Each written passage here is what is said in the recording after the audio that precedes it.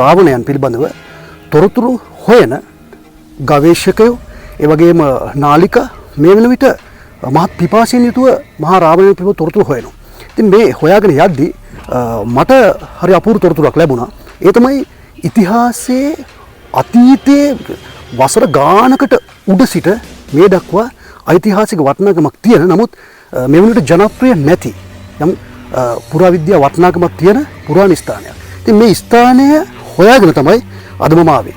මේ ස්ථානයට අපි කියන්නේ මහතලාගල කියලා. ඉතින් මේ මහතලාගල තියෙන ගම්පොළ මධ්‍යම පළාතට අයිති ස්ථානයක්.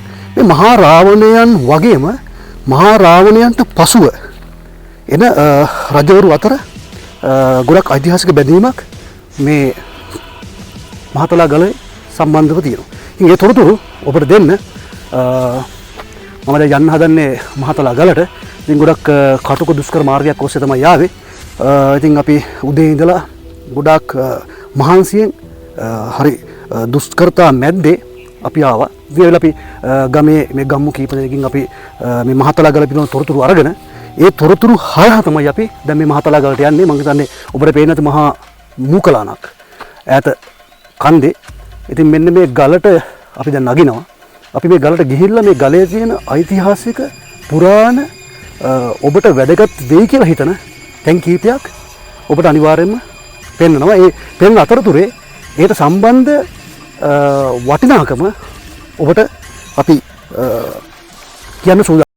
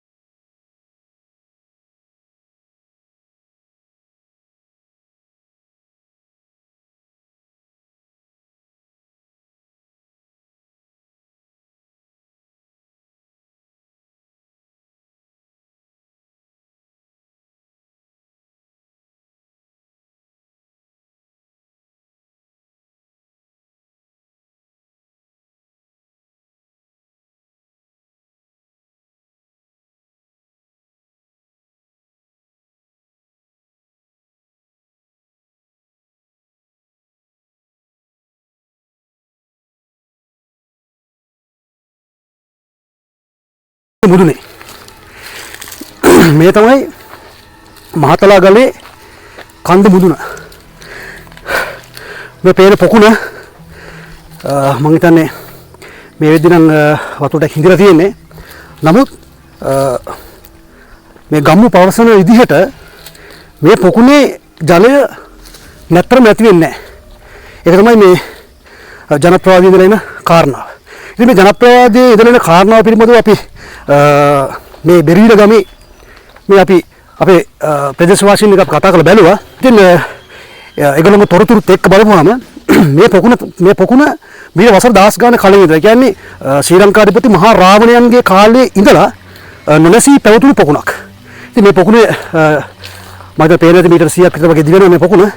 අද ජලය මෙන්න මේ ප්‍රමාණය තමයි මේ වෙද්දී තියෙන්නේ. මොකද මේ වෙද්දී කාස්ටික දේශුණයක් තමයි මේ ගම්පොළ වගේම මුළු ලංකාව පුරා තියෙන්නේ. ඉතින් ලොකු වතුර තිබහක් ආවා. ඉතින් අපි මේ වගේ ගමනක් එද්දී මේ වගේ දුෂ්කර ගමනක් එද්දී ටික පහසුවන් අඩුයි. ඉතින් ඒ නිසා තමයි මම මෙන්න මේ ශාකයේ කොළයක් කඩාගෙන ඒකෙන් මේ පොකුණේ තියෙන වතුර බිව්වේ.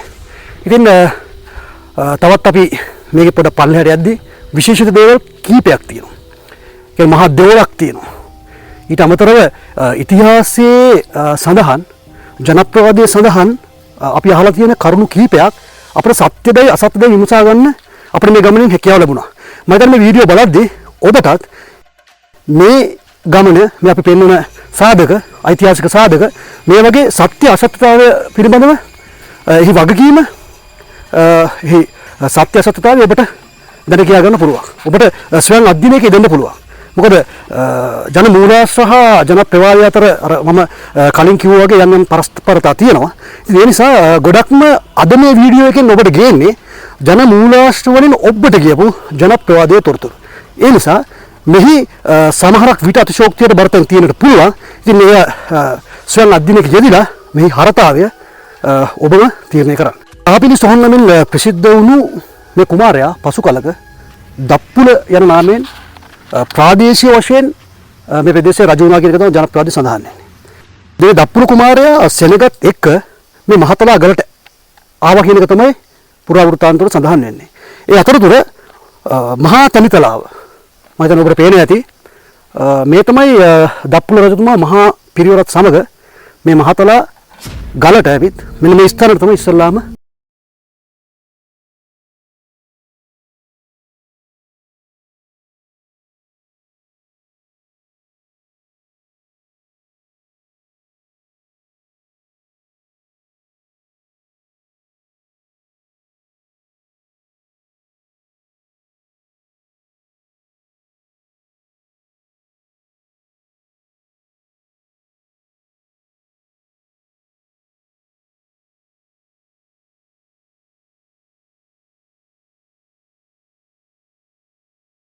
මේ මහතලා ගලේ මේක බැම්මක් ආකාරයෙන් තමයි මේ ගල් බැඳලා තියෙන්නේ.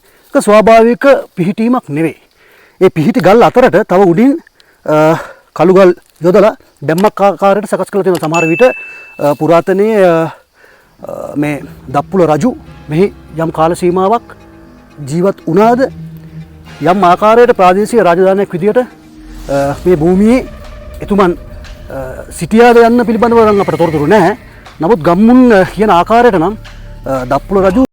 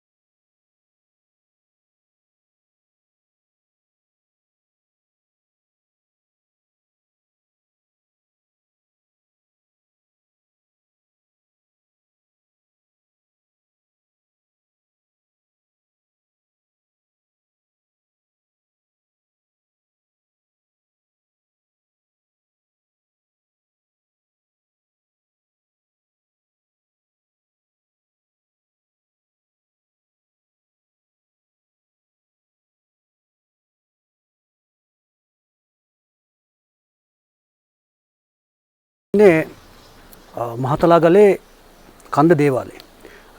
මේ දේවාලයට ලොකු ඓතිහාසික ඉතිහාසයක් තියෙනවා.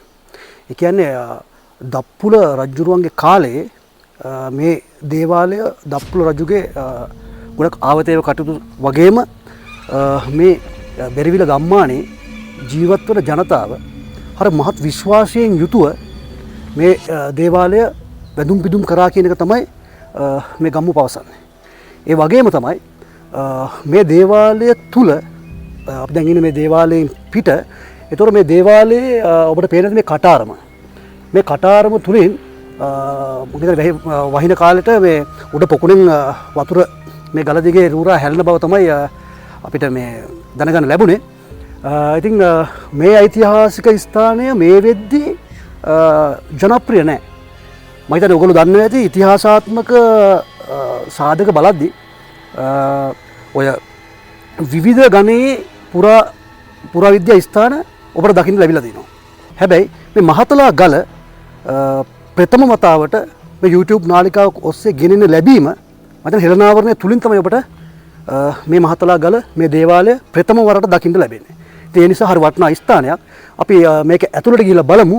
ඉපැරණි. ඒ කියන්නේ මීට වසර ගානකට කලින් ඒ කියන්නේ ශ්‍රී ලංකාධිපති මහා රාවණයන්ගේ කාලේ ඉඳලා මෙන්න මේ ගල් වෙන මේ දේවාලය පැවතුනා කියන මතය මේ ගම්මානයේ පුරාවට තියෙනවා. ඒ වගේම තමයි මහා ලොකු හාස්කම් අදටත් මේ දේවාල භූමියේ තියෙනවා කියන එක තමයි අපිට දැනගන්න ලැබෙන්නේ.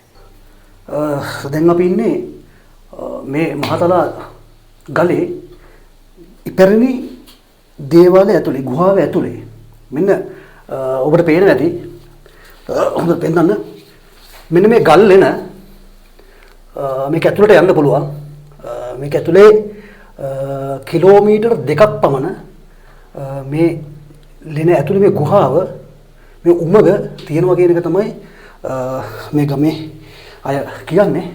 ඉතින් මේ උමග මෙතනින් ගිහිල්ලා මේ අහල කිලෝමීටර් 2කට 3කට විතර වගේ හැදෙනවා පොඩාපී කියලා ගමක්.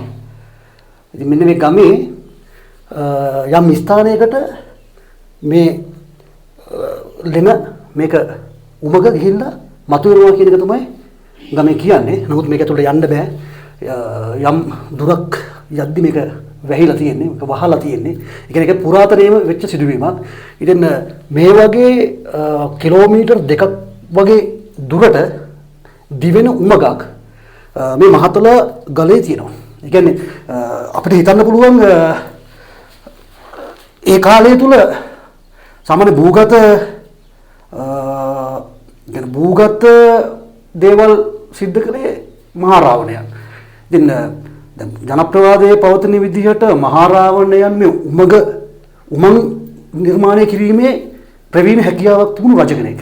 ඉතින් දප්පුල රජුගේ කාලයට කලින් මහා රාවණයන් මේ භූමිය තුල සිටියා කියන එක මේ වෙද්දි මේ ගම්මු කියනවා අපිට. ඉතින් එතකොට ඒ වගේම තමයි මහා රාවණයන් හිටියා කියන සාක්ෂිත් මේ ගම තුල තියෙනවා. එතකොට අපිට හිතන්න පුළුවන් සමහර විට දප්පුල රජුට කලින් මේ උමග මහා රාවණයන් විසින් නිර්මාණය කරපු එකක්ද කියන එක.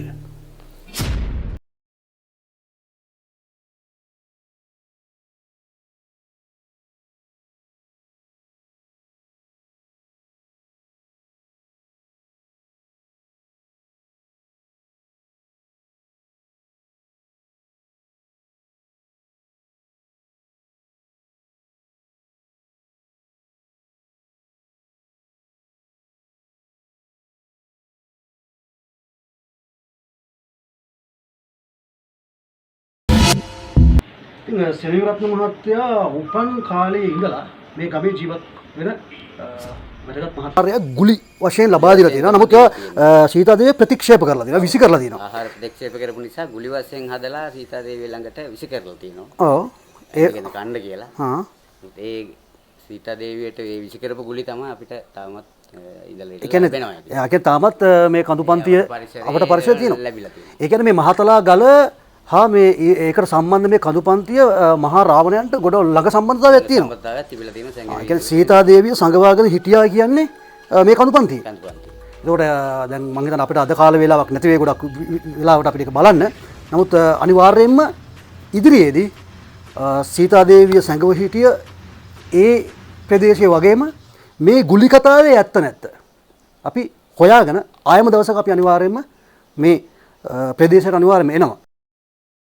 ඒ වගේම තමයි සෙනවිරත් මහත්තයා මේ දේවාල ගැන ඔබතුමා කුඩා අවධියේ ඉඳලා පුංචි කාලේ දන්නවා. මේකේ තියෙන හාස්කම් කොයි වගේද? ඒතර මේ දේවාලය තුළ අදට ගම්මුන්ට තියෙන විශ්වාසය කොයි වගේද? ඒක මේ දේවාලය පුරාතන දේවාලය මොකද 18 කට්ටුවක් දෙවිවරුන්ගේ ඇල්බැන්න තියෙන ස්ථානයක්. يعني කතරගම් දෙවියෝ පත්තිනි මෑණියෝ වගේ. පත්තිනි මෑණියෝ වගේ ගම්බාර දෙවියෝ වගේ දෙවිවරු 18 දෙවියෝගේ ඇල්බැන්න තියෙන ස්ථානයක්. ඒක රජ කාලේ ඉඳලම දේව පූජා පවත්වලා ඒක තියගෙන කරගෙන ආවා. ඉතින් අපේ ගමේ යම් කිසි කෙනෙකුට ලෙඩක් කරදරයක් වුණොත් මේ දේවාලේ දෙවියන් සිහිපත් කරලා පඳුරක් අයින් කරලා මේ පූජා කටයුතු සිදු කරපුවම මේ ලෙඩ කරදර සුව වෙනවා. ඒ නිසා අපි දැඩි විශ්වාසයක් ඒ වගේ භක්තියක් තියෙන මේ දේවල්. ඒ වගේම තමයි මට තව දෙයක් දැනගන්න ලැබුණා. ශරීරවත් මහත්තයා මේ ගමේ හරකෙක් කීම නැති වුණා. එතකොට මේ කෙහෙල් ගහක් අලුතෙන් වෙන් කරලා මොකක්ද ඒ කතාව? ඔව් දැන් මේ ගමේ ගොඩක් අය ගොවිතැන් කරන අය ඉන්නේ. ඔව්. හරක් ඇති කරන අය ඉන්නේ ගොඩක්. සමහර විට හරක් ආගිය තැන් හොයාගන්න බැරි වෙනවා. ඒ වගේ අවස්ථාවකදී අපි පීඩුණු කෙහෙල් ගහකට පඳුරක් අයින් කරලා මේ දෙවියන්ට කන්නලව් කරලා හරක හොයලා දෙන්න කියලා මේ මොකක් හරි සලකුණක් අපිට ඉදිරිපත් කරන්න කියලා දෙවියන්ට කන්නලව් කරලා පඳුරක් අයින් කරාට පස්සේ අපිට ටික දිනක් ඇතුළත අපිට හරකා ඉන්න නිසාව දැනගන්න ලැබෙනවා දෙවියන්ගේ පීඩේ. ඉතින් ඊට පස්සේ අපි ඒ කෙසෙල් කරන පීඩුණාට පස්සේ ඉදවලා ගෙනල්ලා අපේ මේ දේවාලේ දෙවියන්ට පුද පූජා කරනවා. ඒ කියන්නේ දැනටත් මේ ගමේ ඉන්න මිනිස්සු මේ දේවාලය ගැන ලොකු භක්තියකින් ඉන්නේ. භක්තිය ගෞරවයක්. ආ ලොකු විශ්වාසයක් තියෙනවා. විශ්වාසයක් තියෙනවා. සෑම අවුරුද්දකම ජනවාරි 15 වෙනිදා ඇවිල්ලා අපි දෙවියන්ට පුද පූජා පවත්වනවා. එතකොට මට තව දෙයක් ආරංචි වුණා බෝදලා. අපි මේ ගමේ සමහරු කිතුල් රා මදින අය ගහට නගින්න කලින් මේ දේවාලයට බාරයක් වෙලා ඒ තෙලිජ්ජ වලින් හකුරු හදලා කිරිබතක් පූජා කරන කතාවක්. ඒක මොකද්ද ඒ කතාව? අපි දැන් ඉස්සල්ලාම කිතුලක් මලක් අපි ඉස්සල්ලා ඇදුවට පස්සේ දෙවියන්ට පඳුරක් අයින් කරලා බාරයක් වෙනවා.